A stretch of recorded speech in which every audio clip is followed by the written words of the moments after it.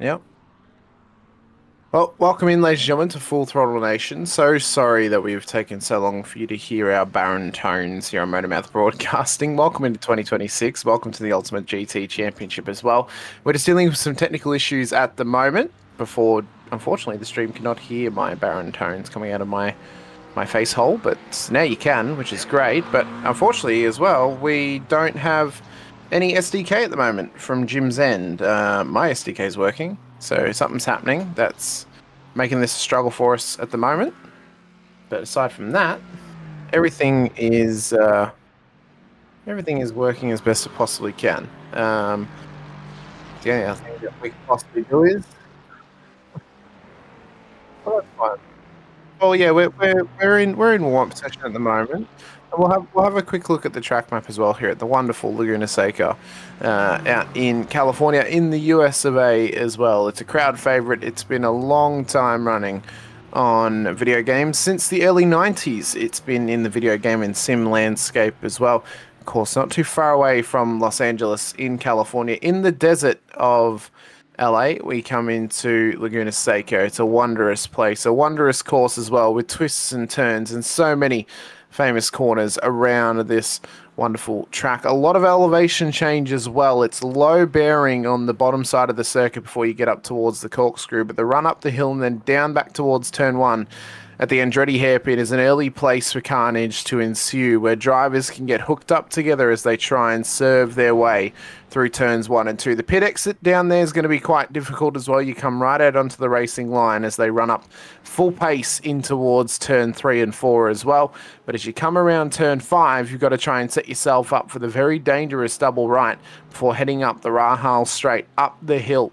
The kink just prior to it, very dangerous. If you catch any sand on the outside of the track, it's going to flick you to the very left and in the way of the traffic and into the wall as well. It's a blind crest at the top of the straight though, where as you come into the braking zone, you head in towards the most famous corner of Laguna Seca, the infamous Corkscrew, which will be a very tight, twisty downhill section. It's blind. You feel the car get loose and light as you come down. Then you run around towards Rainy Curve, where again you can run it wide, end up in the sand trap, get yourself locked up under brakes, and it's a bit of a struggle for drivers. But then when you head down towards the final corner, hard braking zone to end out the lap, you've quickly finished one of the fastest laps in the sports car world calendar. And it's a lap that is very dangerous, very technical, and one that can cause a heap of carnage if the drivers are not prepared.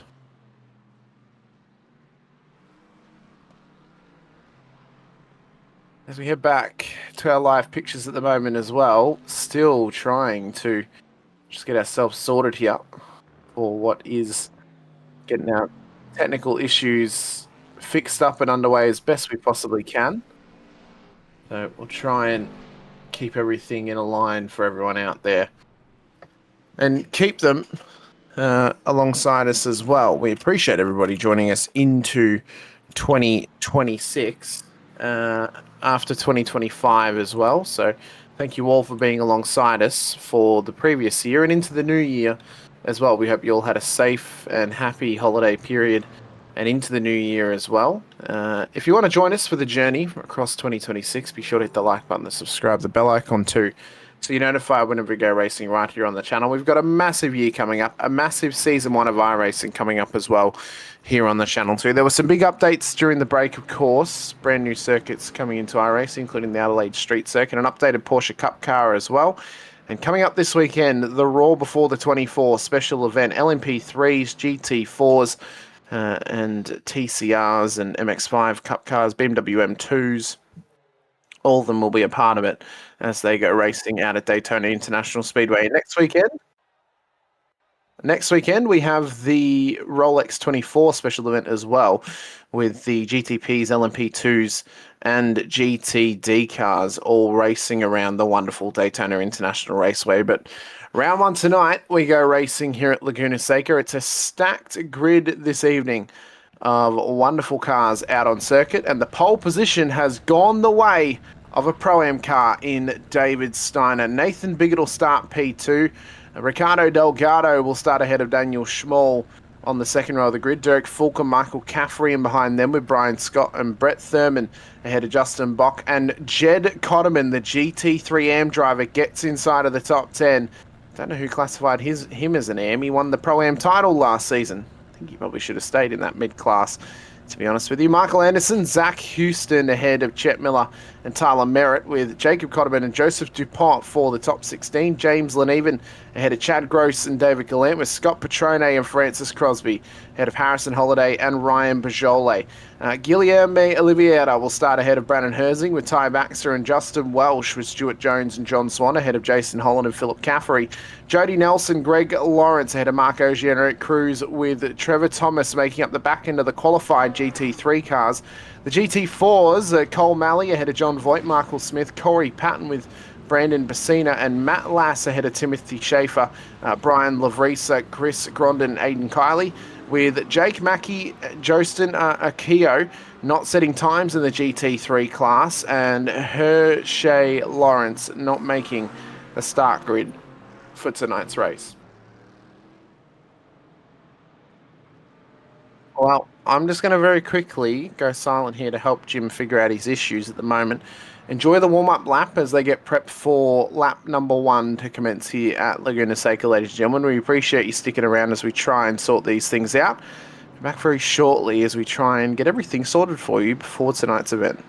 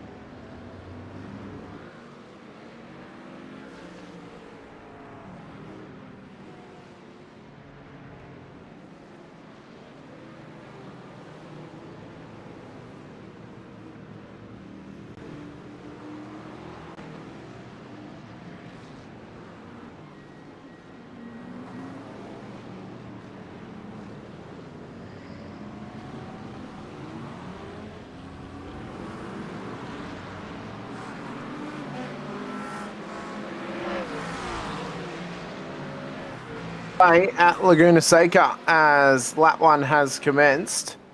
I'm getting blinking on my end, but the main screen, we've at least got some massive action happening already as Nathan Biggett looks to put pressure on P1 of David Steiner, the Pro-Am, who's qualified into pole position. There we go, now it's working.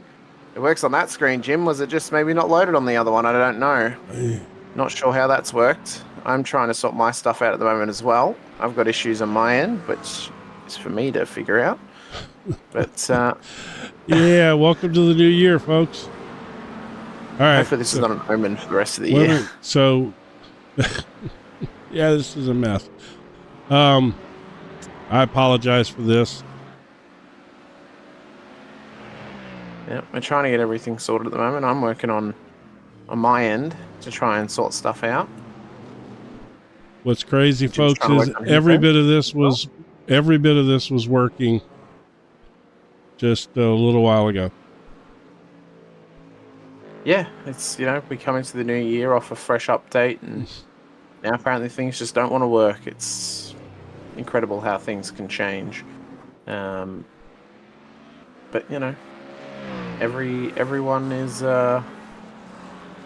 everyone's trying to sort themselves out and keep themselves seated as well.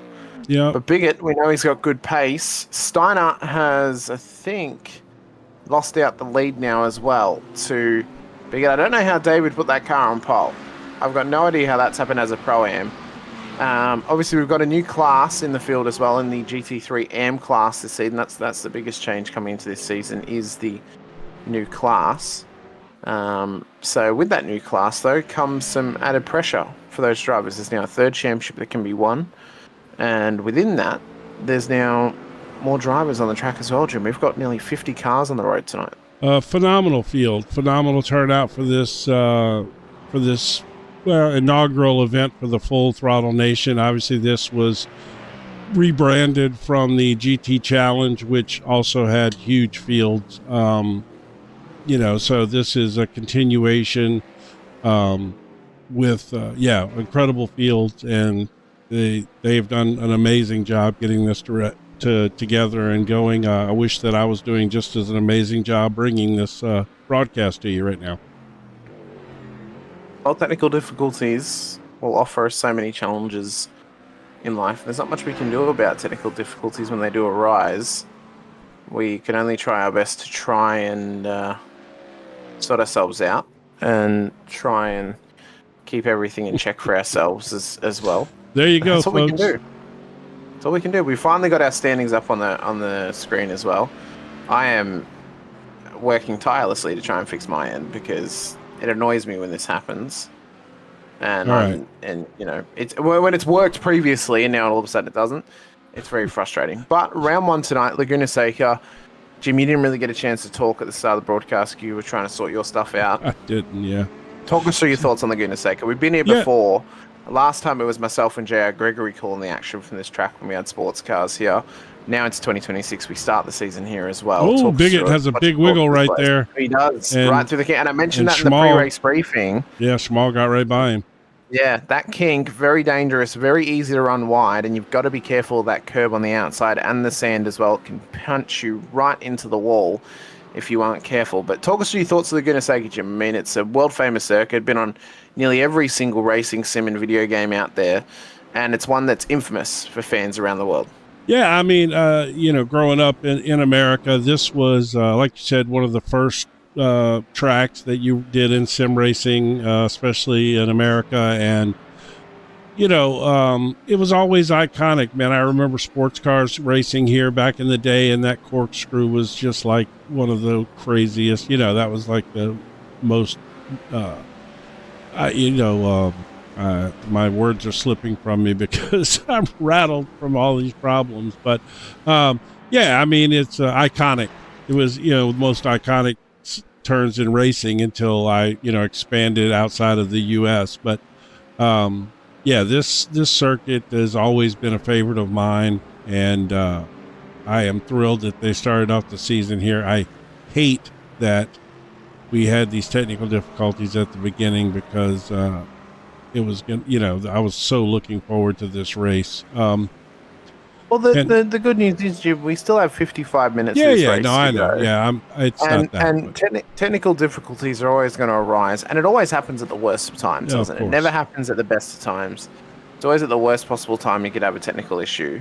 I know that firsthand, and it's all we can do is roll with it and try and work through it as best we can to get it sorted and hope and pray and fingers crossed everything works out for us. Yeah. That's all I can hope for. David Steiner, though, leading the way in this race. Caffery and Houston. David Steiner's not leading the race. Sorry, no, it changed before because of where he's positioned on track. It's changing the actual classification towers. Let me. I love that we have the classification towers, Jim. That's fantastic, and they're classified. Their position numbers are within their classes too. So I need to ask Jim: are they getting scored for their classes or for overall? No, by their classes. Okay, good. All right, then we don't need overall positions. That's fine.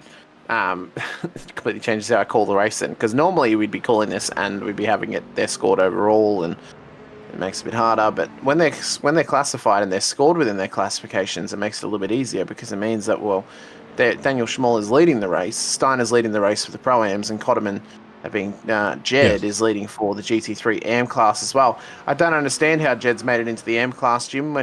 Jacob's leading, yeah. Okay, then.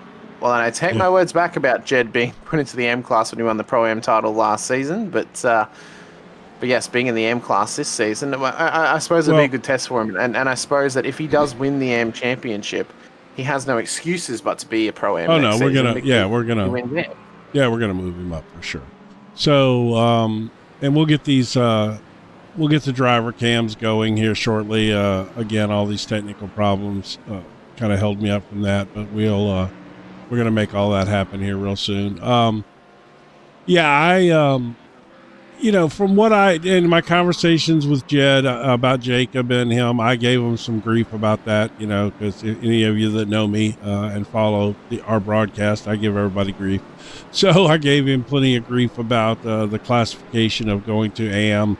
And what he expressed to me is that the quality of drivers that came over and have joined this league, that he felt like it was going to be a fair assessment, and we'll see. And based on where Jacob and Jed are running currently, I think that it's probably pretty accurate. I did question David Steiner as well, because he's extremely fast, but kind of hit or miss. Certain tracks he's much faster at than others.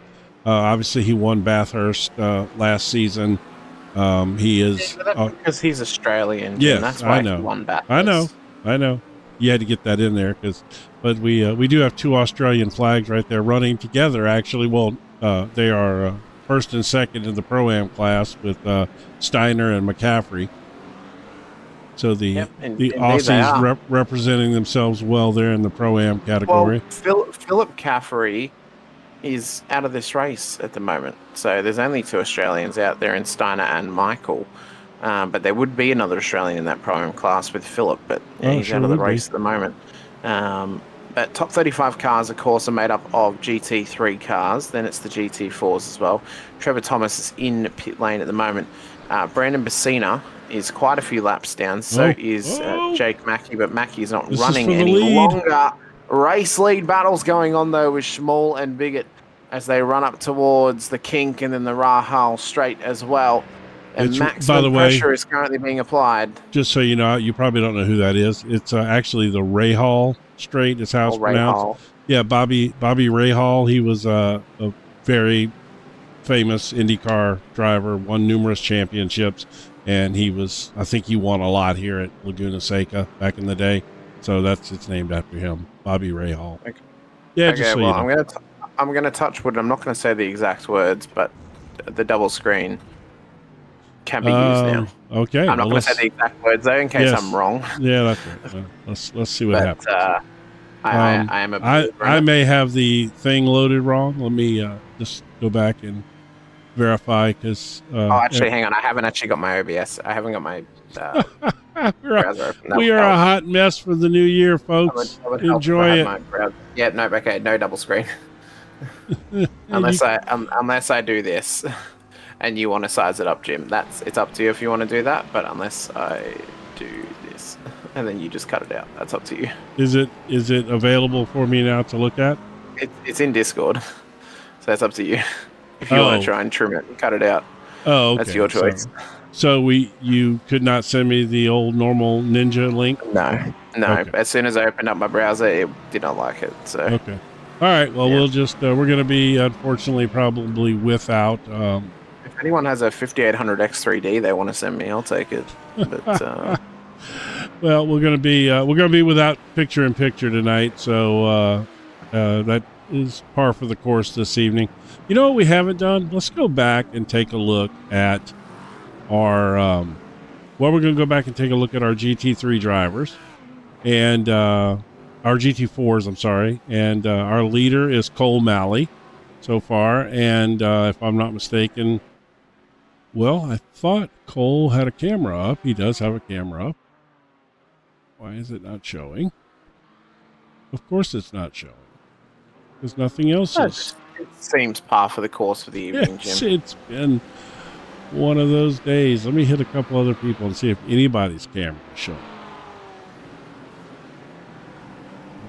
It's not. Yeah, it seems very par for the course. Talk about Cole for a second. I'm going to go see if... Cole is obviously infamous within our circle of this series because of, and with MotorMouth Broadcasting, because of the nicknames we've, of course, given Cole before. We've compared him to an accountant. We've compared him to a substitute school teacher, to a chemistry teacher, even to Bill Nye the Science Guy. That was the leaders going by him just now, and he is the leader of the GT4 class.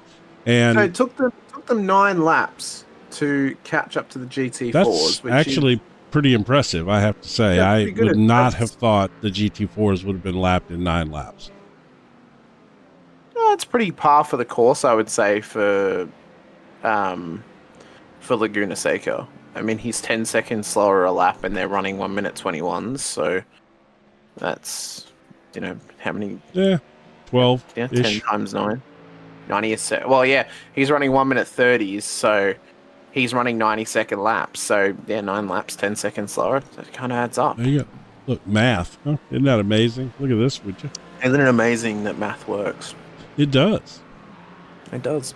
Right, you got Tyler Merritt as well in the GT3 Pro class in the Lamborghini here this evening too. We've got quite a good spread of cars actually across all the GT3s too. He's got David Gallant just in behind him with Joseph Dupont as well. Oh, I just got random stuff popping up on my screen. You can only laugh at this point, folks. Michael Caffrey's in this as well as Gallant looks for a move on the Australian down towards turn 6. Can he get it done up the inside of the Mustang? He can't. It's the battle of the front engine machines as they continue on and up the hill towards the kink and then up the Rahal straight. So what happened to? Why is? Oh, that's interesting.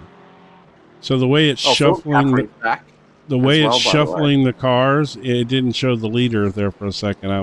Is he back in the race? That's good. See, now you got 3 Australians back in there. Yeah, he's back in the race at the moment. Herzing and Bassina in pit lane as well. Ogier is out of the race. Jake Mackey's out as well. Brian Scott and Brian Scott's out. Philip Caffrey is running though at the moment. Further back in the field. But Schmall is the race leader at this stage. We are nearly 15 minutes into it with 45 minutes and change to go here at Laguna Seca. It is a wondrous place to go racing, of course. You look at it and you don't think, oh, this track must be in California, but it has a very similar look to another Californian track that was scanned during the hot summer in Sonoma Raceway. Both of them have the distinct colouring of brown surrounding them instead of luscious green as Bigot catches the sand once again. Yep, nearly lost it, and that'll be a wake-up call for the bearded dragon. the bearded dragon? Where did that come from? He has a beard. Yeah, I know, but where did the dragon thing? What'd you do? Combine him and Daniel Pino together?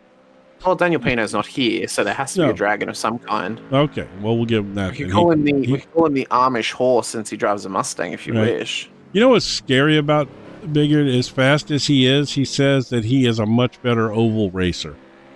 I would hate to think how good he's going to be as an oval racer if he's much better than he is. We got a wreck! Contact! Oh my God! That went really bad, really fast. Well, pack it up, Jim. You've pulled the greatest piece of live luck that we're ever going to have in 2026, catching that incident as it happened. Yeah, I wasn't talking about any of them though, so I'm not responsible for that. No, you're not. I'm not claiming you are, but it's very rare that we actually catch an incident like that live. That's true. Off of a car change. So there was a bit of a knock from the GT car to the GT4. And I think the onus kind of has to go on the Mustang there because it's not up to the GT4 car to get out of the way of the faster traffic. The faster traffic has to pass safely, and he hasn't done so on this occasion. Well, okay, so the Mercedes there got way out of shape, though. Yeah, he got hit. The Mustang actually hit him. So if we actually go back, no, I don't think so. And we pull our little trick of maybe hold on, I can do that. Of a reverse. Yep, here. You'll watch the front left. Look at it. It's a big dive bomb. And honestly, it's not worth it at this point. It is not. I don't think he hit him. Who is that? Who is that in the Mustang? I believe that's Justin Welsh. No, maybe. It's Justin Welsh. Is it Justin Welsh? Yeah, it is Justin Welsh. If you go on his roof. Yep. He hit him. Yeah, he did. Okay, well, all right. Hits the curb and then he hits So him. we're going to do it one more time. Same thing again. This time we're going on his nose cam. So you watch. He'll hit the curb on the inside. He's going for a massive dive bomb. He hits the curb and then he hits the other car. and especially at this point of the race. No, yeah, And this is a good point for those who are competing in the Raw this weekend and the 24-hour next weekend as well. You're 50 or you're 17 minutes into the race. Why are you going for that type of move now? Yeah, that's on a lower class car. What have you got to gain by dive bombing at the kink when you're about to get a straight and you'll pass him before the braking zone of the next corner? What happened to Schmall just now? Something. Oh, there he is. Off the road goes the race leader. Same spot that Bigot just had that incident a minute ago, I think. Let's see. Well, this one's at the top of the hill up the Corkscrew, and he's actually just rear-ended. Oh, the same car. Same Mercedes up at the top of the hill. Oh my God, that guy's got a magnet in his. Who is that in the Mercedes? I don't know. That poor dude. Man. Well, you can look for him in the pits because that's where he's going to be. It's Michael Smith. Oh my God. This is what is happening. So the race lead is coming up on the GT4 cars.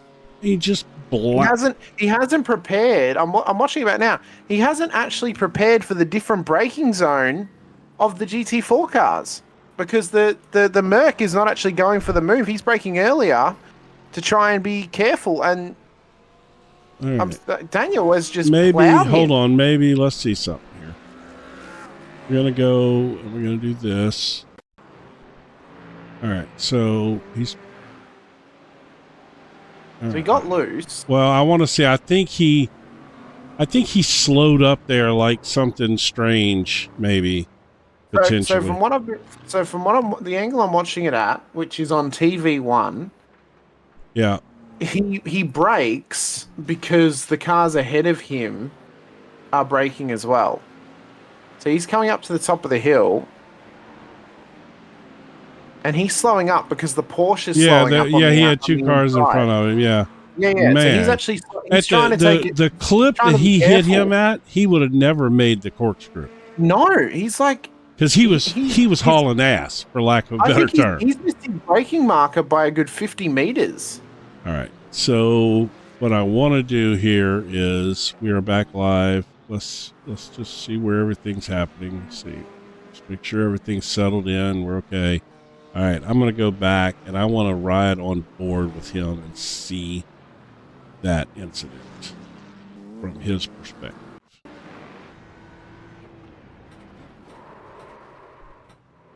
So he hits his braking zone as the GT4s are hitting their braking, because the GT3s have to brake slightly earlier, if not the same time. But he hasn't actually adjusted his braking zone for the rate that he's catching the GT4 cars. Wow. I mean, I don't even know what to say there.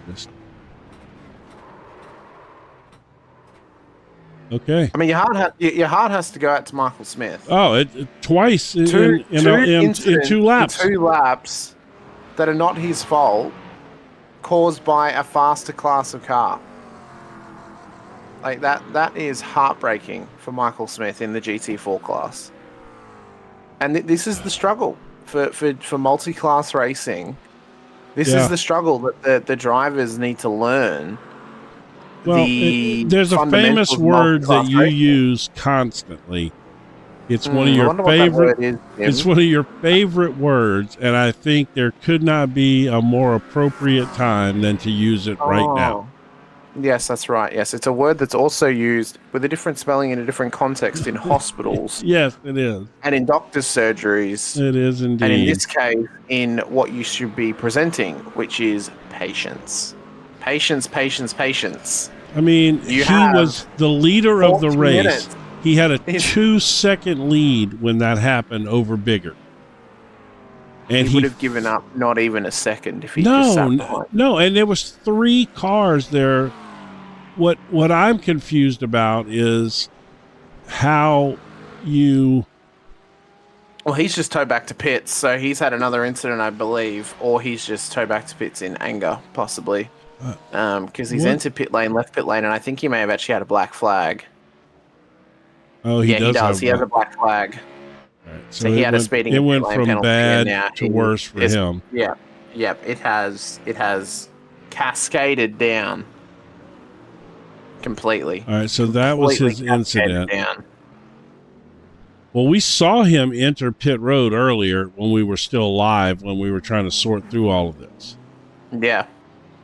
And then, so this, I believe, is where we saw him enter pit road, which I thought he was speeding when he came in. Yeah. Oh, he missed his pit box, then he reversed. So that's why he's got a black flag. Yeah. So he missed his pit bay, and then he's reversed, and that's giving him a black flag. So let's see. Is he still in the car? He is now. He's leaving pit lane. Okay. So there he comes out of pit lane right there. And he's come out P30. So he's come out at the back of the GT field. Somehow he gained a lap. I don't know how he's done that. Yeah, I saw that earlier. It jumped him up to the top of the board. Now it's reset. I think it's because he towed. It's reset now because he had towed. So Bigot is now within. So the racing is the equivalent to the amount of troubles that we have. Oh my gosh! You remember Brajole used to drive the McLaren, I believe, right? I know. Now he's in the Porsche, and he's running he's running the JP Special. Man, that is a sweet looking car right there. I have to say, a great car. You know what? That livery would also look nice on the McLaren as well, Jim. I would argue. It would actually look nice on the McLaren, but I think the only cars that would not look good on are the more boxy cars, so the BMW and the Mustang. Yeah. Right. But it definitely looks sweet on this. Oh, it does. It looks very sexy. Well, so here's something I want to mention. Okay, Beaujolais was, if you remember, just slightly slower off the pace of Nathan and Daniel and those guys, right? Look where he's running right now. Now, I don't know if he's had an incident, but I would argue that, I don't believe he has, although there is another car that just has. It's Chad Gross in the BMW, who's just given away a position to those cars. He is a pro class entry as well. That's a good looking car, too. It is a nice looking vehicle. I love those purple. I love them. Damage on the back of that car. What? What's on it? I thought there might be a bit of damage on the back of it. Oh, no. I don't think so. Know. That is a sweet looking car with those purple rims, too. I love the chrome purple rims. Yeah. It is a nice looking car. Nathan Bigot's in pit lane, by the way. So first pit stop of the race for the race leader as he comes through pit road. 4 minutes in, so he's pitting early. Are they going to have to do 2 here? They may. We have seen them try and do the fuel save before. Well, to make it if anybody can fuel save, it's this dude. So I'm shocked that he's in here first, unless he is now going to fuel save, and or he is changing his tactic to have more fun by trying to actually race people. Well, we do know he does that from time to time. We've seen him do that, but it actually, for lack of a better term, bit him in the ass. It did. It did indeed. Black flag, by the way, for Harrison Holiday, who's having to come into pit lane right now and serve that black flag. Has Harrison got his camera on? He does not have his camera on tonight. Anyway, although these cameras aren't working, but Harrison has one of the greatest little borders. He had the Hawaiian kind of tropical thing. I am so bummed that these cameras aren't working. I don't know why. Well, drive-through penalty for that car is now serving it and comes through pit road. So he rejoins the circuit at P22 when he exits the lane technically. Stuart Jones will not catch him in the AM class. Let's go see what happened to Aiden Kiley here. Aiden in the GT4s has had an incident back here in the JAC entry. Okay. He's trying it real deep. No, he just ran in there deep. Okay. Good. So Ricardo Delgado is now the race leader overall, and for the pro class as well. In fact, Jacob Cotterman is being classified as the pro. The pro AMs are actually being classified above the pro AMs. I'm not sure why the pro leader is leading at the moment compared to Jacob. On the tower, it's given us the AMs above the pro AMs, but David Steiner is well ahead. I can't even begin to. Timing software being timing software, apparently. Well, I mean, and Lord knows, we were having so many issues there at the beginning. I don't know why, as Swan has picked up a slowdown. course, this track's pretty easy to pick slowdowns up with the elevation changes. It's so easy to get it wrong on the braking zones, especially in some of these downhill spots. You just like right here, it's so easy to run a little wide right there, and here as well, coming through. I don't know the turn number, but it's the second to last turn. And this is the final turn heading on to the, is this the Ray Hall straight? Is this No, the Ray Hall straight is the straight that goes up towards the Corkscrew? The Corkscrew. Okay. Yes. Yeah. This is the one that heads toward, this is the main straight that heads towards the Andretti hairpin here. As we come down through 1 and 2. Yeah, we're starting to see some pit stops now. Well. Yeah. Tyler Merritt's in, Gallant in as well. Yep. So they're both in pit road at the moment.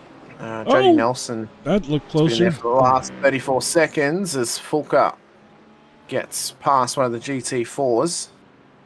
Yeah, I feel like we're not, without the second camera, we're not giving the GT4s any love at all. Well, we don't really have any close battles going on back there right now, but touch on a few of these beautiful. You know what, man? The liveries this season are like top notch, man. Like these guys, they just went all out on the liveries. I love that. You know, you and I both are big livery guys. Speaking of that, I did one today. I did I did a Le Mans Ultimate. It's McLaren week. They got, it's like a McLaren challenge or something where it's all McLaren. So I did me a McLaren Jordan 7-Up livery today. Oh, very nice. Yeah, no, it's one of my favorite. Which I did not realize what race he actually ran that in. That was, of course, Michael Schumacher's first race was in that car. And it was at the Belgian Grand Prix at Spa. Yes, it was. It was indeed. In the Jordan car. Let's see where Nathan's at as well. So Nathan's just traversing through traffic. Zach Houston in pit lane as well. He's executing patience right now. Look at him. Sort of. Executing fantastic patience at the moment. Well, you know, we've seen Nathan get aggressive for sure. And now he makes the move and he makes it look easy up at the final corner. Bit of help there from the lap traffic of... That was Zach Houston. Zach Houston. No, Zach Houston's in pit lane. Oh, it was not Zach. It was James Leneven. It was James Leneven. Let's give James some love in his... What has he got on the hood of that car? I don't know, but it's a very Canadian livery, must be said. Well, is it? Do we have a roof cam? Yeah, I got it. Yeah, ish. Oh, it's a Canadian. It's a maple leaf. Maple leaf. Yep. Yeah, you know, I'll do what I don't ever do. Just it's a maple leaf on. Oh no, Spartan helmet. No, that's a Spartan helmet. Yeah. Yeah. Oh, that's kind of like a. I got real excited there. Is he trying to make a nickname for himself as the Canadian Spartan? I don't know. Gladiator, maybe. Oh. If I knew how to work this camera, I would be dangerous. One day, I'm going to grow up. Look at that. Oh, it is. It's half Punisher logo and a half Spartan helmet with a Canadian. That is freaking sick. Okay. That's pretty sweet. Yes. So, you know, obviously, most people don't know me personally. I have a giant... half arm tattoo on my right arm that is a gladiator, like standing in a coliseum with it's. So I have a great affection for. Oh look, somebody's taking tires there. Oh, they're all taking tires. Well, not all of them, but several of them are. Interesting. Vast majority are taking. I would not have thought this place was terrible on tires. That's interesting. So clearly they can go all the way. So what do you think Nathan's strategy was now? Because clearly these people have all went halfway. So what do you think Nathan's strategy was? You think his plan was to pit early and to fuel save? Maybe I think it's either fuel save or he was hoping they were coming in earlier. And the problem is he's been caught up in the traffic and now he's come out behind Ricardo Delgado. So he's actually lost the race lead because of this. He did lose the race lead. And he's given up. It's given up over 2 seconds because that was his gap before the pit stop. So Delgado? Was Delgado second? Yeah, okay. Whoever was second was 2.5 seconds back, so he's given up over 2 seconds. Yeah. Well, he's been in traffic every time we flashed to him since he pitted. He has been in traffic. We got a little battle going on back here. Let's see what this is. This is Chad Gross and is that Crosby? Yeah, it's Crosby. Yeah. Francis Crosby and Chad Gross, a couple of the GT3 Pro cars, battling away at this stage. We're halfway through the race. We've still got half an hour to go. I love Laguna Seca. It makes me want to go race there so bad. Oh, it's a great circuit. It really is. I hate to say this because it sounds weird, but this place I think is still even underrated. Like, people don't mention this when they talk about the great circuits, even in America. It's always Road America or Road Atlanta, or Watkins Glen. This one doesn't come up in that conversation. Look at this gaggle of cars right here going into one of the toughest spots on the course. Oh, there's no way this works out. Somehow it has. Oh, no, it hasn't. Contact. He straightens him up. He saved it at least, but let's see if Nathan gives a spot back. As well. It ain't over. And gotten loose. And now Bigot to what is the pro lead and will be the race lead when they come past pit road. Yeah, I was waiting to see if Nathan was going to give that spot back to Delgado, but with Fulker in there as well, I don't think that's probably going to happen. When this settles down, we'll look back on it because there may be some breaking down to do of the moment in question and whether he was alongside Delgado before the turn in at the corner. Yeah. And if he was, well, then he's entitled to racing room, and then the onus goes on to Delgado. It's hard to give anybody racing room in the corkscrew. I mean, the way that corner funnels you down. But there was a car width to his left. I'm not claiming he didn't leave him racing room. I'm saying it's just hard. It is. Jed Cotterman's got a black flag, by the way, so he's now having to go back into pit lane. So that'll be him driving through. Well, he's just trying to prove that he belongs in the amateur class. No, I'm kidding. just giving him a hard time. By the way, Jed's switching, changing it up. Got away from the Mustang. Been running the Mustang as long as we've known him, I think. And now he's gone to another front engine car in the Merc. Yeah, well, I mean, he clearly likes the front engine situation. So, okay, well. Well, Derek Fulker's gone off the road, I believe, because now he's dropping positions. Yeah, he did. He had an Something's wrong with that Beamer. Yeah, something is wrong with that BMW. Something's happened, and I think it might have been up at the kink, possibly. No, right here. Look, right here. Yeah, the kink. So Delgado comes past. He makes a bit of contact and loses, and that's what I spoke about. With the curb, he caught the curb, lit up the rears, lucky not to go into the wall. And I think he also was, look at this freight train coming by him too. Oh my God. Well, at least he waited. At least he waited. He's cool. He the car up he handled it properly. Cool. Hats off to God. Fulker. Yeah, we've seen previously before, Jim, where someone's just pulled out in front of the train. Yeah, sure. 90 degrees to the circuit. Oh my gosh. Hats off to Fulker for getting the car straightened up. So what's weird is he was super loose when the whole Nathan Biggert thing happened with Delgado. He got super loose right in front, right in that same time too. The back end really stepped out on that Beamer, so he may have already been having some sort of issue, maybe tires or whatever. But to me, it looked like he got into the back of Delgado a little bit, and then he turned the wheel hard to stay off of him and almost like spun himself. I won't say intentionally, but you know what I mean? Like, I was going to say, I wonder if he took tires in his pit stop. He only took fuel. Let's see from the handy. Oh, no, it was 21 seconds actually. No, let's see. Let's take a look at our pit stop stats and see what. 20 seconds is tires normally, so we can see our trusty handy dandy. Let's see here. Yeah, let's take a look and see real quick.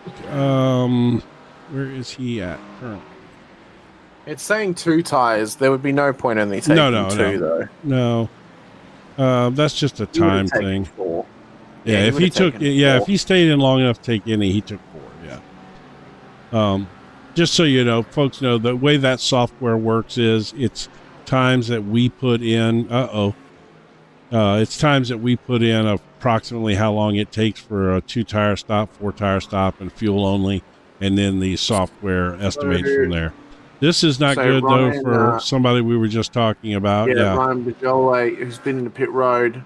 Well, with a black flag, he's pulled up and then he's towed back to pit lane once he got the black flag, and I think he realised what that he either went too many laps without serving it, or he's realised that's his night over, so he's pulled out for Ryan Bajole. Oh, okay. And all right. So just trying to make his way past Jed Cotterman if he can. And Michael Caffrey's just ahead of him. Sorry, that's many apologies. I was thinking he might have been in some lap traffic, but he wasn't. It's Michael Caffrey, who is just ahead of him right now. Yep. Yeah, well, it's also, we got to get used to the new cars and the new liveries for this season. Who's that behind them? That's DuPont in that? No, that's not. Who is that? Who is that? No, this car here, that Italian flag-looking car right there. Oh, the Lamborghini, I believe it may be. Who's driving a Lambo? Eric Cruz? Tyler Merritt? No, it's not Tyler Merritt. It's Eric Cruz. Cruz? Yeah, who's a lap down at the moment. Oh, okay. Yeah. All right. I was just curious. Just trying to figure some of these liveries out because that's a cool looking car too. So we got, this is Jacob here. Has he? Yeah, everybody's pitted now, right? There's nobody who has not pitted. Oh, Cole Malley has not pitted yet. And so a couple of the GT4s have not pitted yet, actually. By the way, I don't want to jinx him, and I'm really bummed that the camera's not working, although he's not, I don't think he's super dressed up tonight. Ooh, that was a twitch right there. We're going to talk about that turn there a little more. That is probably the most underrated turn on this track. That turn will bite you in the ass so fast. Oh, it will. It will indeed. It's a very... It doesn't look very tough, but it will absolutely burn you up. But we do need to shout out to Cole tonight. He's having a great run in the GT4. 32-second lead at the moment over Corey Patton, and now he comes into pit lane. So the race leader and Patton and Schaefer are yet to pit, so we will actually get a true indication of gap to John Voigt, who's already pitted in this race. Yes. Comparatively to Cole when John does Voigt come has around. Voigt has some speed too now. Oh, he does. Yeah. What in the world is that livery he's got going? I hate using this camera. It looks like a Teenage Mutant Ninja Turtles car. Deepwater Racing, it says. Okay. It's like a it's one of those crazy fish that's got the little light up bulb that hangs out in front of its face. I can't think of the name of it, but yeah. Oh no, it's not. No, it's not. It's a hook with a fish with a hook in its mouth as he spins on cue. Okay, that right there. That was thanks. Yeah, he gave us a side shot of it too. I apologize, John. I will take full credit. That was 100% commentator curse right there. I apologize. Well, Cole is about to leave pit lane. Corey Patton stayed out again, by the way. So John lost probably a good 10 seconds there by spinning. Oh, yeah, easy. Wait a minute. So that gap would have been... Why is Cole... barely oh, no, he's leaving. Okay, he's leaving. Yeah, he's leaving pits. See, that gap would have been only about 5 seconds. Maybe even less than that, because John easily lost 10 seconds there. So, yeah. So, looks like maybe John might have had a bit of an undercut there that kind of worked until he spun. Yeah, it nearly worked in his favor. Yeah. Now, 42-second stop for Malley, 36-second stop for John. I wonder if John took tires or if he only took fuel. I would think at 36 seconds he had to take tires, right? Yeah. He had to. I suppose he pitted earlier, so maybe he couldn't fit as much fuel in the car. Right. But why would... Or is Cole overfilled? Yeah, I was going to say, if you're cold, why would you fill the car to the top with only 20 minutes left in the race? Yeah, perhaps he overfueled the car. As there's some slowdowns coming for John Swan and Stuart Jones. Justin Bock has a black flag as well next to his name. Where is Justin Bach? We have not talked about Justin Bach at all. He's down 18 positions in P27. Check out his new car, by the way. Yeah, he's in the Acura, and he's got this Japanese livery on it. It looks pretty sweet. I came in, I popped into a practice race the other day just to kind of check out all the new, make sure everything was working. I just want to chat, actually, if you notice on the side, it has Godzilla on the side of it. That's the silhouette. The silhouette is Godzilla. So... I mean, it's not a Nissan, but still, that's pretty sweet. I think is it Godzilla on both sides? It's Godzilla. Yeah, it's Godzilla on both sides, and there's a little bird in front of it as well. Okay, so it's not a Nissan, which was the R32 was Godzilla, but still, it's pretty sweet. Right. No, it's a good-looking car. So that was a drive-through he just served there. So that must have been a speeding issue. Or there's a few others coming as well. Justin Akero has got a drive-through penalty too in the GT3 class. Chris Grondon has just received a drive-through penalty. So he'll have to drive through now. So he's just come out of pit lane. He'll have to come through pit lane again. That's going to make his night a little bit harder. Nathan Biggett is still leading the way. Yep. Jacob Cotterman leads for the GT3 AMs at the moment as well. And David Steiner leads. Is that Schmall right there next to him, right behind him now? Yes, it is. I think that is Schmall. And then David Steiner leads the Pro-Am class by 19 seconds, now 20 seconds. So I don't think David Steiner is going to be a Pro-Am for much longer. I think that's a very interesting livery, huh? A green and gray shell livery on the side. It's supposed to be the Marlboro McLaren livery, I think, but it's green and gray because they had shell on the side of the car. Yeah, but what's on the front of it? Dominate. Oh, okay. I mean, yeah, that is kind of that right now. Yeah, he is. There we will. It is accurate. Get off this camera. I never use that camera, but it is great for looking at liveries. So Nathan Biggett in dominating fashion tonight. 15 minutes and change left to run. Jacob Cotterman leading the AM class at the moment by 8.5 seconds over James Lenevan. So I'm going to go out on a limb here and say that I think Jacob will win the amateur championship if he can make all the races. He's still a high school student. I think if he doesn't break his collarbone again. Well, you mean his dad doesn't beat him and break his collarbone again? I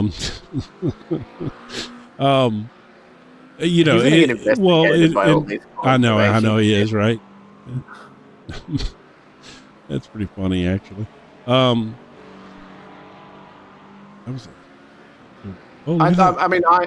think if David continues in this form for the next 3 rounds, he may just get put up by them. I don't know. Well, I don't know what their situation is as far as moving people up or not, but Steiner, I questioned that anyway because Steiner was always very fast, but again, this could be one of those tracks. Like I said, he's super fast at some tracks.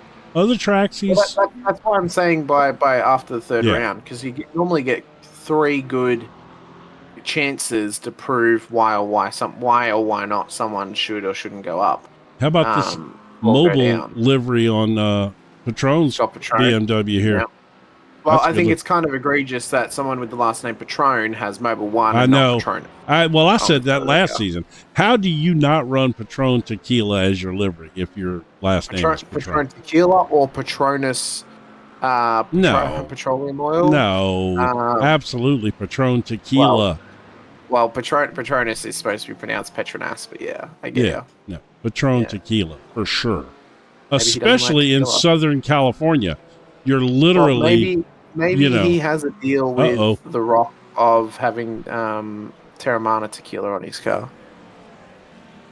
This is not going to be good here. This is going to be bad. Oh, that's a dive bomb. That is a dive bomb, and that is a side swipe, and that is a bump and run from the Mustang up ahead of them in.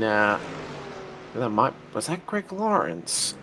No, it was not Greg Lawrence. I do apologize. It was. Can I find who it was? I think it might have been David Gallant. It was David Gallant. Yeah, Gallant. As we head back to live. Yep.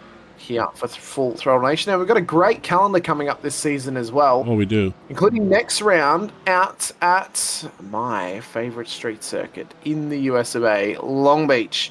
We stay in California for round 2 at what is bound to be the most chaotic race of the whole season. Well, that's saying Long something, Beach, given this one. Yeah, I know, but it's Long Beach, Jim. It's a pretty fair estimate. Yeah, that's entirely possible. But it's a great season coming up. It's a great championship coming up as well. Long Beach will be raced in 2 weeks' time. We'll be having a break next week for the 24-hour of Daytona weekend. Yeah. So we go to Long Beach in 2 weeks' time. Then we're heading to Autodromo Hermanos Rodriguez for Mexico City in round 3. Road America in round 4 at the start of February. Indianapolis around 5. Interlagos at the midpoint of the season will be our first 90-minute race of the season out at Autodromo Jose Carlos Pache. Then to Circuit Gilles Villeneuve for round 7 on the 25th February. Then to Watkins Glen. VIR in round 9. Road Atlanta in round 10. Daytona International Speedway at round 11. And we finish it out at a 90-minute championship finale April 1st at Sebring International Raceway. It is an incredible calendar this season. That's the old calendar that Jim had on the screen. Then I was looking at the updated one. I apologize. Yes, that is probably the old one. The vocal information is out there, so that's okay. If you're listening to us as a radio show, you got the right information. If you're not listening to us but you're watching, then that's all. It's my fault. That's okay. Yes, they changed the calendar up on me apparently. Yeah, they gave us Mexico, which we asked for. Yes. To be honest, if we're doing the Americas this time, I would have honestly liked to have seen Miami on there. I was against Miami. Yep. I was not a fan. I didn't think it was going to be a good track. The other day I got on there with the Porsche Cup car and I freaking loved it. It's tight, but it is racy. It's technical. It's challenging. The Porsche Cups have been there, or were there the week of Christmas. Well, that's the week that they were there. I got on and just did some, maybe, I don't know, 30 laps or so, just whatever. And it was so much fun, man. So much fun. I loved that track. I did not think I would. I don't care for it when it comes to the Formula One race. It just never excited me, even though it's Miami and I'm an American sports and all those things. Though, because sports cars are enclosed, they can actually bang doors, which creates great racing there. Well, it's going to be some. Oh, they've got a pass right here, huh? Okay, that's not for position. I apologize. It's for position on the track, but future possible calendars. If we're going to be going for St. Pete, well, we're not going to be in Americas next time. So no. But I mean, across the year, if we're going to be going for inspired by continents calendars. Oh, well, I want Jed to hit me up when we have Asian Australia calendar. We gotta have Adelaide. Well, Adelaide, we don't want the full bend, not the full. The full's too long. It's 3 minutes a lap. The international layout of the bend. We don't want the full. No, it's like 3 minutes a lap, Jim. So what? The international one's only 2 minutes, and it's a much better racing track than the full circuit. Bathurst, obviously. If you want chaos with such a big field, go to Sandown. We don't need to have 4 Australian races, Mr. Australia. No. If it's an Australian-Asian calendar, because you would have half the season be Australian tracks, the other half would be Japanese tracks. Yeah, that's true. Suzuka, Fuji, Okayama. Yeah, but absolutely not Tsukuba. No, Tsukuba's too small. Not Oran Park, unfortunately, because Oran Park is too small. Yeah. No. Winton would be too tight as well. So you can probably fill up about. You can probably fill out. I love Winton. It's a great track. No, it's the worst. Jim, trust me, it's a great track. It's fantastic. It's one of the best tracks to go racing at. I'm just playing. But no, as far as the Japanese tracks, I mean Suzuka, Fuji, those and Okayama Motegi as well. Okayama. Motegi, yeah. That'd be 4. Well, there's 4. and then the Bend 5, Adelaide 6, Yep. Sandown 7, Phillip Island 8, Bathurst 9, and then your 10th would be, I don't know. Well, there's I probably suppose you some do go on other, Park, then you get 10. you know, there's probably some other tracks that we're not thinking of that are in Well, other if we wait to the end of the year, we Asian-inspired can make it- countries, well, you know. if we wait to the end of the year, Jim, we could go to Bahrain.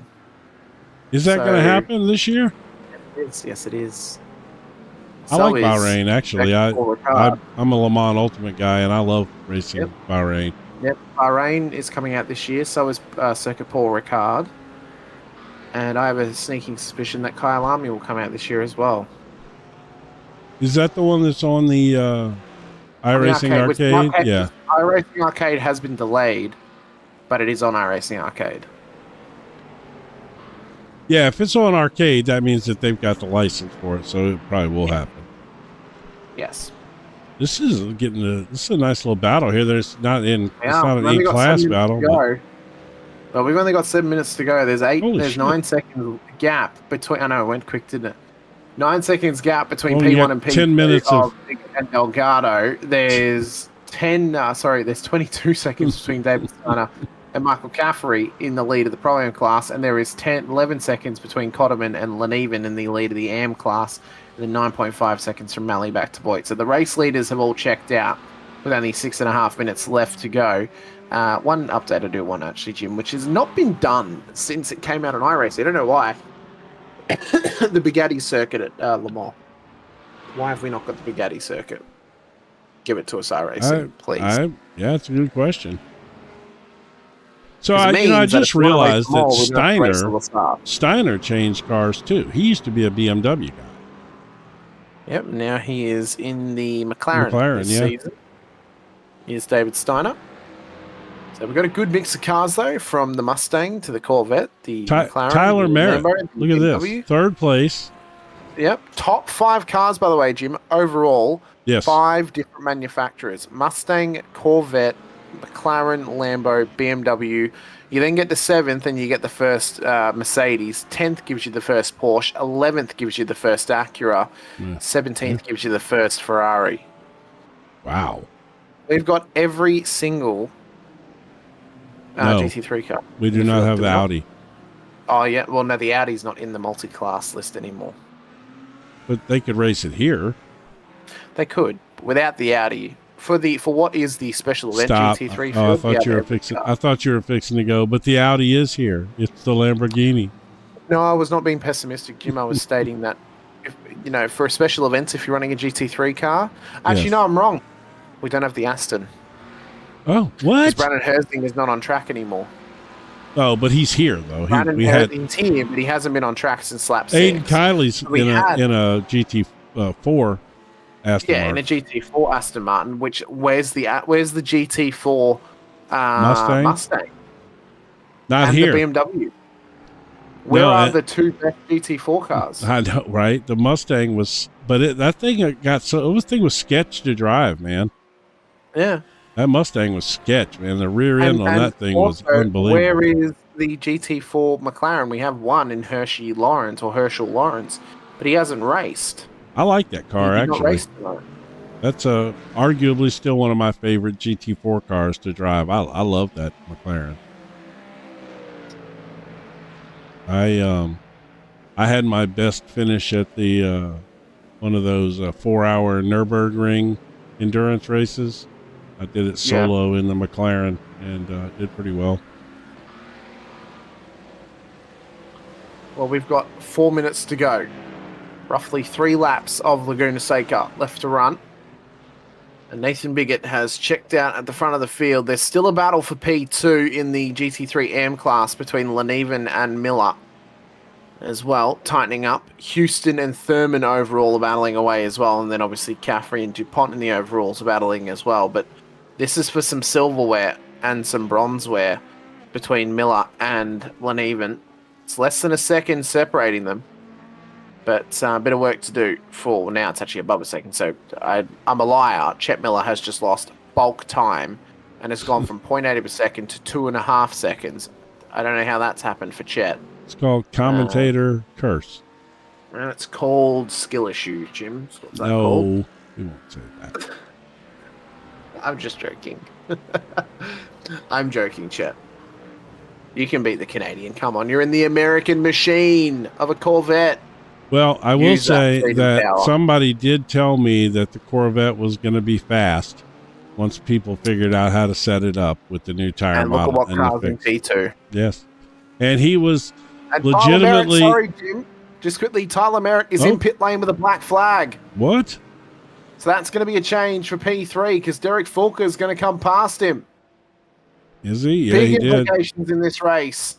Big implications. Fulker comes past. DuPont may even get past him as well. Oh, yeah, I think he will. Fulker's going to get him, I think. Let's see. Oh, sorry, DuPont. DuPont's going to get him, I believe. He's only just in pit exit now. Oh, yeah, he will. There we go. Well and truly. And Caffrey. How many more will he lose? That's Cole Mallion behind Caffrey, so he's not going to lose position to Cole, obviously. But this is going to be tight on the exit. Yeah, he got out in front of him, so I think it's going to be all right. But yeah.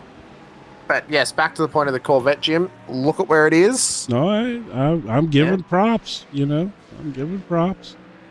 P2 in overall and pro, and P3 in the AMs at the moment too. The only two Corvettes in the field are on the podium at the moment for their classes, and one of them is overall. And I think obviously I think that they you were right that they made some adjustments to that car. That's once people figure out how to set it up now, because it was a complete and total nightmare to drive for a while. Which I love. The Corvette is arguably. I mean, I'm a Mustang guy myself. I grew up, I had a Mustang, that's so, but, I had an old 60s Mustang and all that stuff. But, I mean, when it comes to iconic American muscle sports cars, the Corvette is arguably, the famous one, So the Corvette and the Mustang, if you want to classify the old Mustang as a sports car. I don't know if you can. Well, I mean, it was. I mean, it was a, Trans Am type. They raced against each other back in the day, Yeah, back in the old Trans Am days and stuff like that. So we've got 30 seconds left. Biggett's coming around the second last time now. So I think we're going to get one more lap of Laguna Seca with Nathan Biggett. Maybe. Now, if he's smart. If he was smart, he'd slow up. Well, yeah. He would have had to have slowed up about 20 seconds ago, but he didn't. So he's going to get another lap in. So one more lap of Laguna Seca as white flags out for Nathan Biggett at the front of the field. We know he is ultra dominant in the GT3 cars and survived through sheer determination tonight. We never looked back on that incident at the Corkscrew as well. We may be able to look at it post-race when we wait for him to come and have his interview, but mistake-free final lap will get him a race win. If he makes a mistake, well, he's got 9.8 seconds to get back on the road and remain in the race lead ahead of Ricardo Delgado in P2 as he fires it up towards the kink as well. Tyler Merritt begins his final lap on the back of Joseph DuPont. Yeah, trying to recover one of those spots he lost. But, I mean, at least he had the opportunity to serve it right now. If he got it this lap, he'd be done. Nelson has got a black flag right now, and he is going to be done.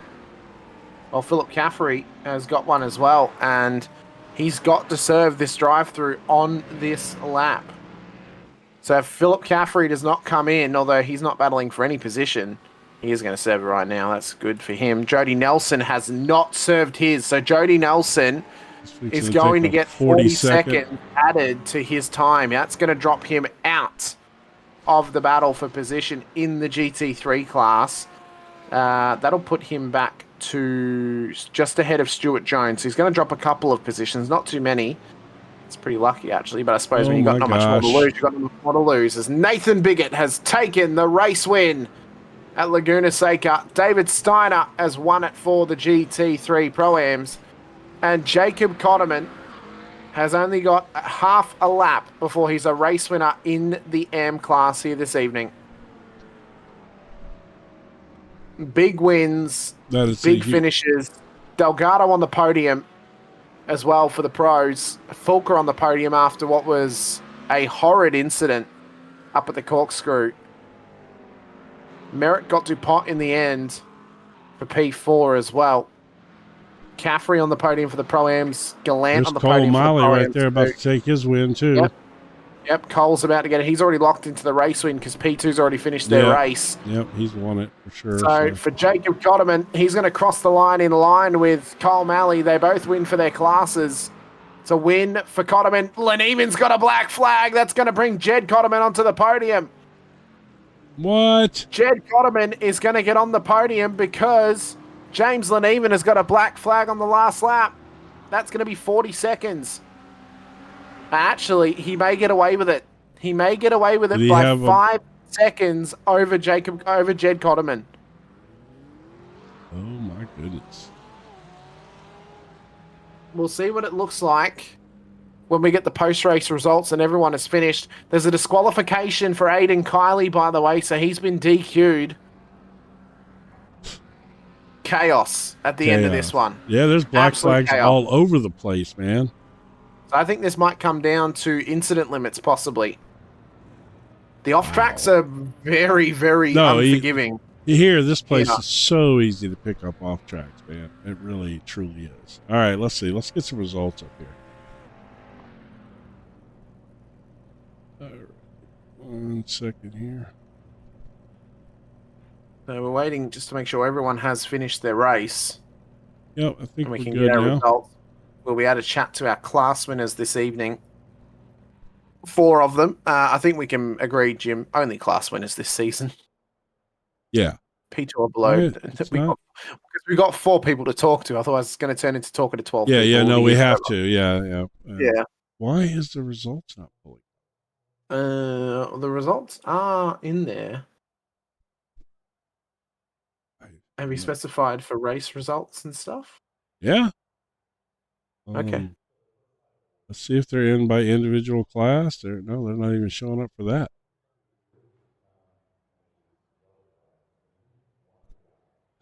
I have no idea. Well, I guess we're just going to have to tell you the results. Just some more of those first race gremlins. I have no idea what that's all about. What I'll do is I'll leave the session and I'll get the session results so we can read it out proper with post-race time penalties applied, etc., etc.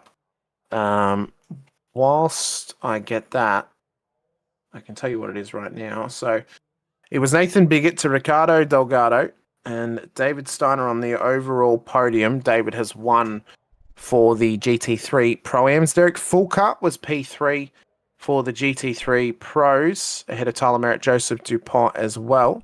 Michael Caffrey finishes ahead of David Gallant, Brett Thurman, Zach Houston for the top 10. Scott Petrone finishes ahead of the AM winner, Jacob Cotterman. Michael T. Anderson finishes in behind for the Pro class. Chet Miller on the podium for the GT3 AMS. James Leneman has survived on the podium, by the way, for the GT3 AMS as well. Daniel Schmall, Francis Crosby ahead of Ty Baxter, Harrison Holiday, Jason Holland, Jed Cotterman, Guilherme Oliveira ahead of Jody Nelson, Justin Walsh, Justin Bock ahead of Stuart Jones, Greg Lawrence, Jonathan Swan ahead of Chad Gross, Eric Garcia will make up the top 30. Cole Malley wins it for the GT4s ahead of John Voight, with Timothy Schaefer, Corey Patton, Philip Caffrey in the GT3 class ahead of Brian Lavrisa back in the GT4s, Matt Lass, Aiden Kiley was disqualified in the end.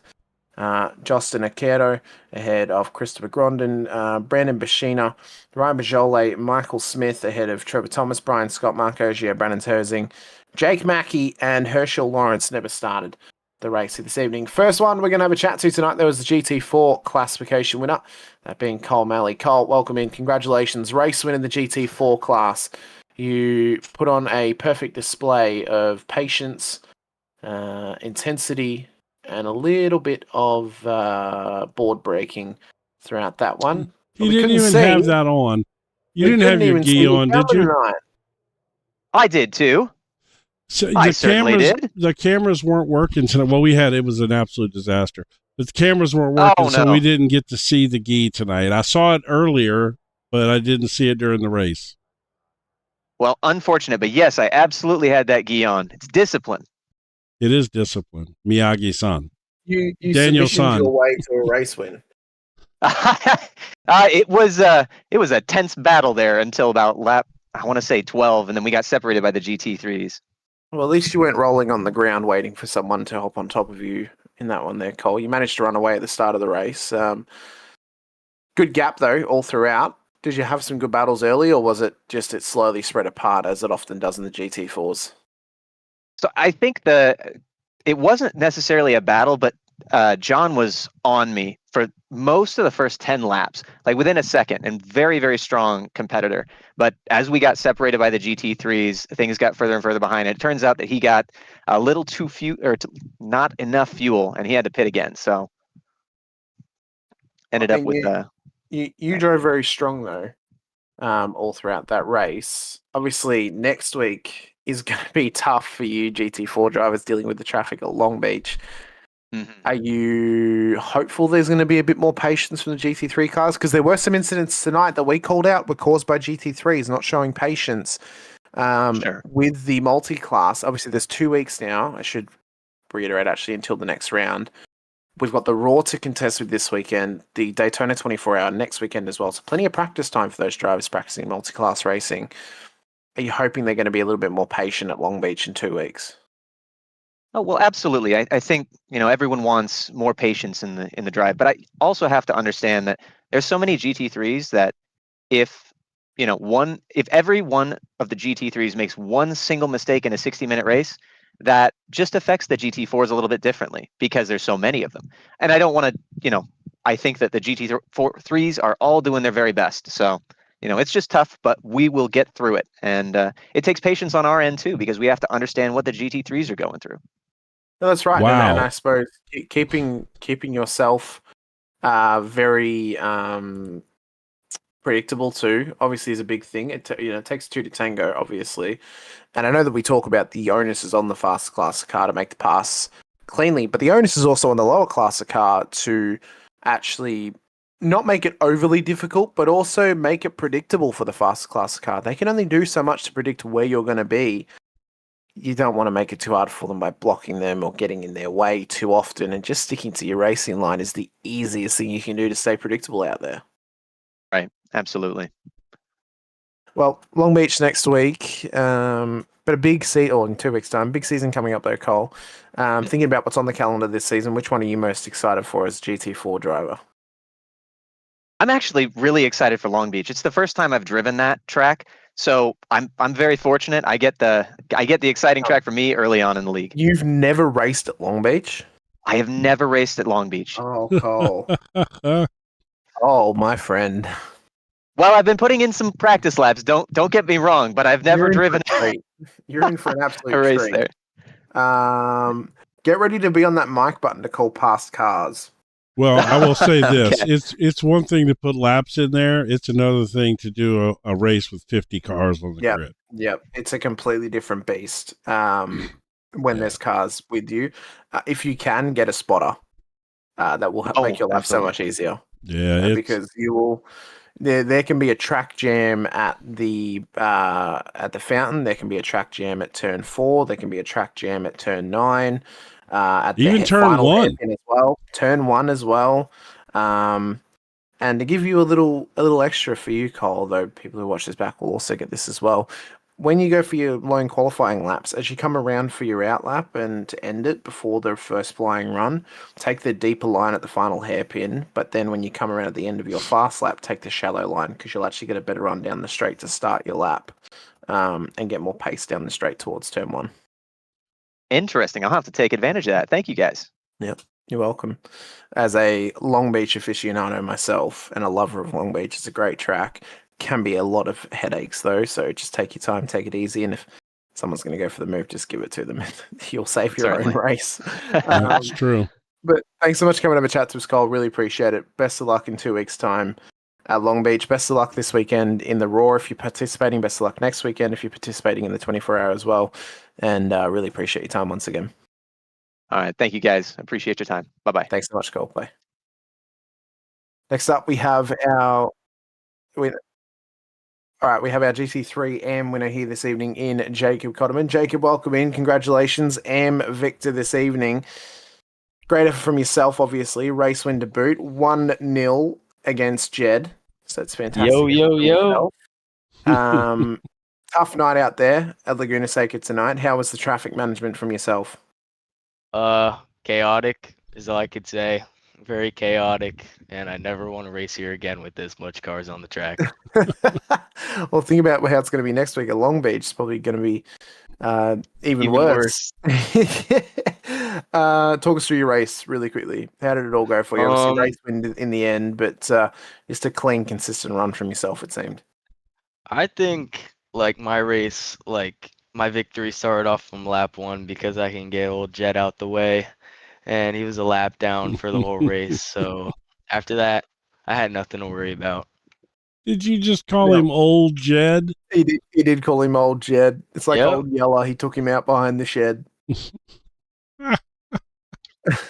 Yeah, and then after that, I was just trying to push my way through the pack and, finish the best I could. Now, obviously, next week's Long Beach, Jacob, it's going to be quite chaotic. But great calendar this season. What's your favorite track coming up this season that you're most excited about? Oh, definitely Sebring. I'm winning that for sure. Sebring is like my track. That's like the track I'm most dominant at. I can't wait to clip you saying I'm winning that for sure. And then when you don't win, getting Jed to add it as a soundboard. That's going to be a great time come Sebring. But Hey, I'm still waiting to see the collarbone meme. I like the confidence though. It's good. I took the collarbone meme out. I got rid of it. Yeah, that was last season. That's over. I got rid of it. I disposed of it actually today, and I put the next race card in its place. So yeah, it's a new year. The collarbone has been retired. Yes. Unless you break the other one, then it will come back. Oh, so I really don't hope. Are you going to be able to run the full season? It depends on the high school baseball schedule, but I'm gonna try my best. Well, I've predicted you as that you're going to win the amateur class if you can run the full schedule. If I can run the full schedule, I would 100%. I need to win at least a championship. At least. We'll see if you can. But thank you so much for coming over chat to us, Jacob. Best of luck at Long Beach next week. And congratulations on your race this evening. Thank you so much. Thank you. Next up, we have our GT3M winner and on the overall podium this evening as well. It is David Steiner. David, congratulations. Race win for the Pro-Ams and overall podium as well. Does it make you feel that maybe you should be in the pro class this season? Hamish, nice to meet you, sir. Nice to meet you too. Yeah, that I probably should be. I have a really low I rating, and so Jed just put me in where he did. But that's, it's my fault for, well, it's deliberate because I just don't go near officials. They're just poisonous. I like racing in these leagues where you're surrounded by good people and the same people every week, and you enjoy it more. But officials, they make you angry. You know what I mean? Yeah, they do make. So I stay away. And hello there, Jim, by the way. Yes, so I did question that when I saw your name pop up as a pro-am, because the only thing that I could possibly attribute it to was, you have tracks that you are really, really, really fast at. Obviously Bathurst you won last year, and you were clearly super fast here today as well.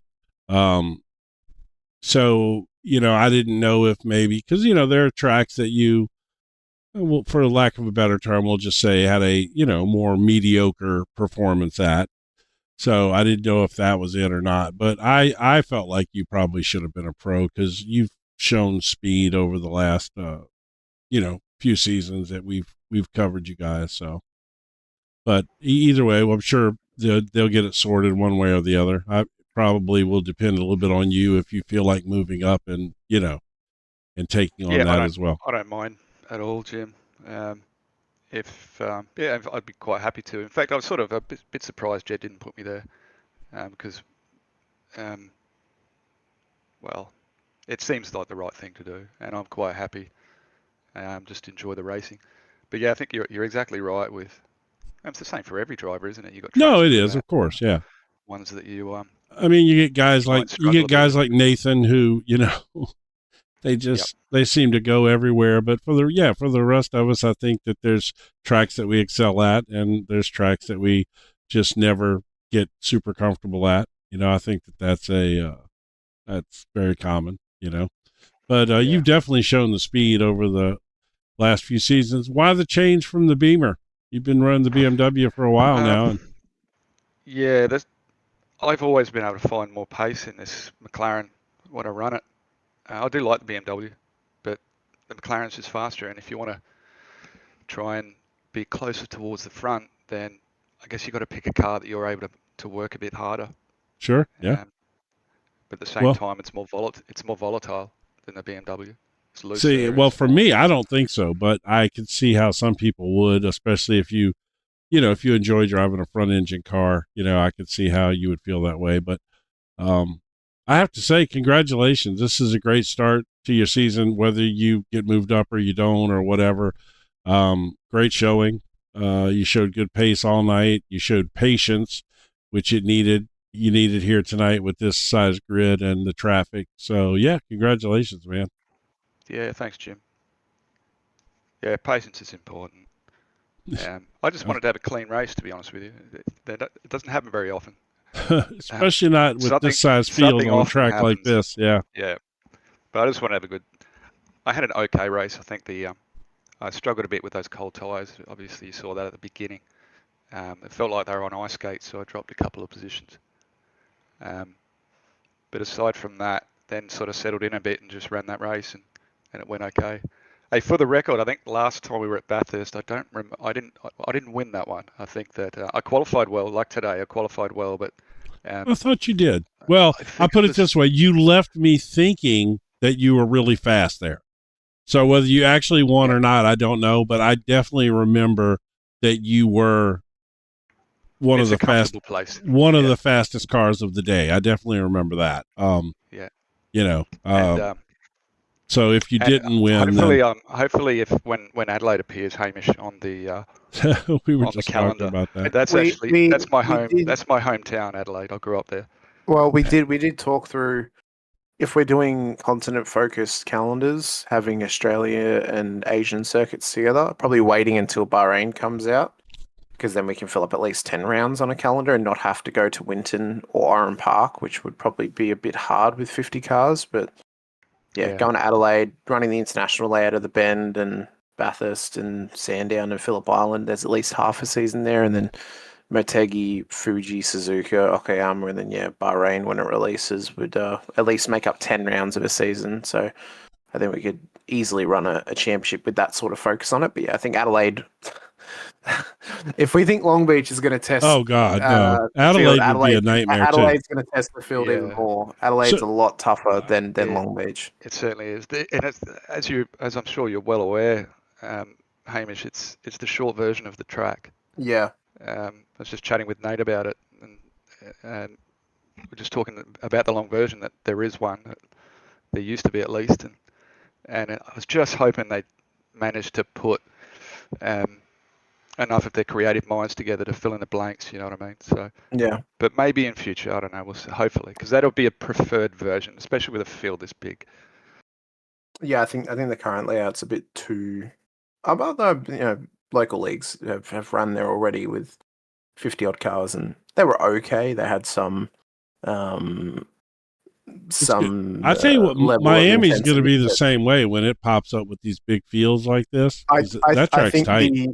The beauty of Miami, though, is, Jim, it's a 2-minute lap time, where Adelaide's, I think, like a minute 30 or something in a GT car. Like, it's pretty quick. True.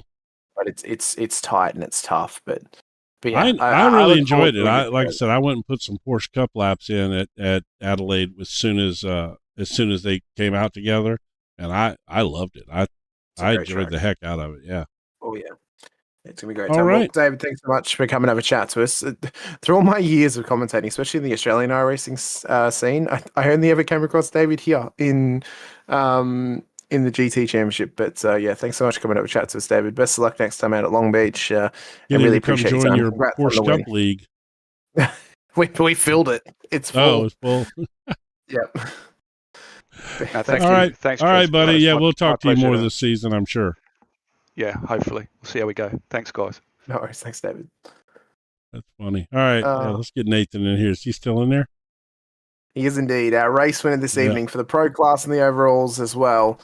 It is Nathan Biggett once again taking home the race win. Nathan, congratulations. Race winner here tonight at Laguna Seca. Looked pretty comfortable. There were some hairy moments in there, including one at the Corkscrew with Delgado. As you Anybody guys have trying an to idea what lap that was on? I've got no idea. Nathan, have you looked back at it, I'm sure? Do you know what lap it was on? Be on lap 15 because I pitted and because I needed my fast repair right away. Okay. It bent my steering. Like I That don't would know also how. explain- Like Really? That wasn't that We hard of a. didn't- We didn't even think of that at the time, Jim, that would be No. why Nathan was pitting, was he might have had damage. Yeah, no, we We didn't thought even. We thought it was some brilliant strategy on your part. You know that you were a short pitting them or something and going to save fuel on them and do something amazing.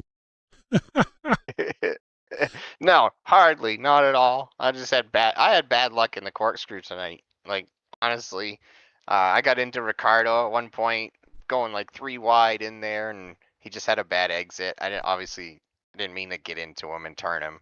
Was able to push him back straight at least, so I'm glad about that. Yes. But I do want to apologize to Ricardo about that.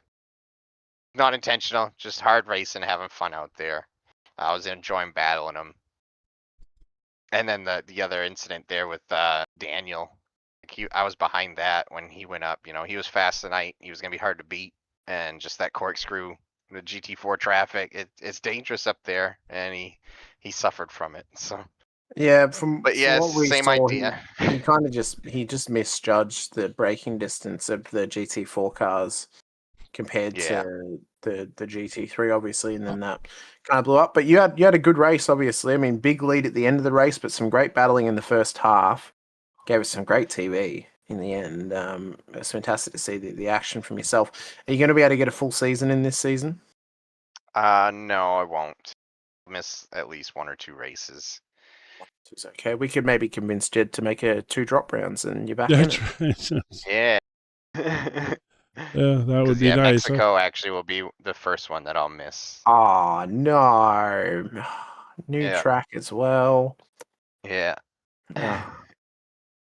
We'll Maybe survive. I'll find He'll a survive. sponsor. I'm gonna look for a sponsor to make it, but we'll see. We'll see how it goes. But Yeah. Nathan, I mean, great win once again, obviously. Another race win to your name. We need to start keeping a tally of how many wins Nathan has at this point in the GT Challenge and the I GT don't know. Championship Yeah, too. it's been It's at least in the double digits at this no, point. it's been, So you're fun to watch, and there's some good competition out there. Tonight was a bit chaotic, and I don't think that's going to be indicative of the whole season by any means. I'm glad to have you back, hopefully close to full time anyway. You always make it exciting. In fact, I'll tell you how bad it got, our speculation that, our conspiracy theory minds working. Hamish even speculated that you were pitting early to work your way back through the field to challenge yourself like you used to do back in the old day, a few seasons ago. And I said, well, probably not, since I bit him in the ass a couple times. Yeah, it didn't always work out that well. No, it didn't. No. I think when you got yourself in those situations, you pushed a little too hard, but it was certainly fun watching you come through those fields. But that's how conspiracy minded we were tonight. We had, we were speculating all the things, and it was just simply front end damage. Go figure. Yeah, that was the second time. Again, it happened with Ricardo, and then it happened again with him. Just I seemed to have a better drive off of corkscrew and was just ramming into people coming out of it. And I just, for some reason, I don't know if it was my internet connection or what, but as soon as I touched him, it turned the wheel to like 10 degrees to the right and started yelling at me that I had damage. So rather than risk it and go for a lap, I was like, well, I got to pit anyways. Let's just duck in, get it fixed. And it wasn't a great strategy because, these guys were coming out in front of me after their pit stops, and Yes. I was in traffic.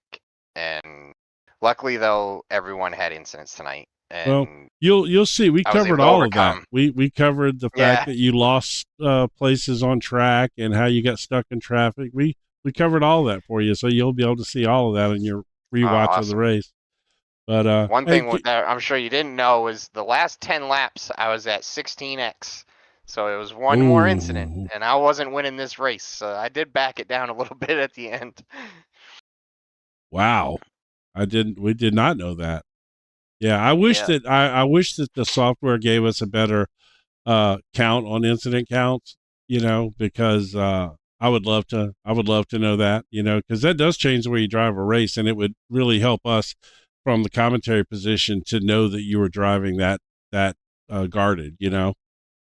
Yeah, absolutely. I think they need that. It did. Unfortunately, it does not do that at all. It gives us these crazy totals that aren't even close to reality. Right. So, but anyway, congratulations. I have no doubt we'll get to talk to you more. Will you do me a favor and hang around in the booth till we sign off? I want to talk to you about something real quick. Yeah, absolutely. All right, cool. So again, congratulations, and we'll talk to you soon. Well, that will bring an end to our broadcast this evening, ladies and gentlemen. Thank you so much all for watching along with us. A big shout out to our stream sponsors as well. The Roasted Record down in Florida too. Go get yourself a brew and get yourself some tasty records alongside as well. Big thank you to DRE Digital Race Engineer and Track Cams by Gourmet as well. If you guys haven't done so already, be sure to hit the like button and subscribe, the bell icon too, to be notified whenever we go racing right here on the channel of MotorMouth Broadcasting. So much more action to come your way throughout Season 1 of 2026 and throughout the next 300 odd days of 2026 as well. Thank you all there for watching along with us for the Full Throttle Nation GT Championship.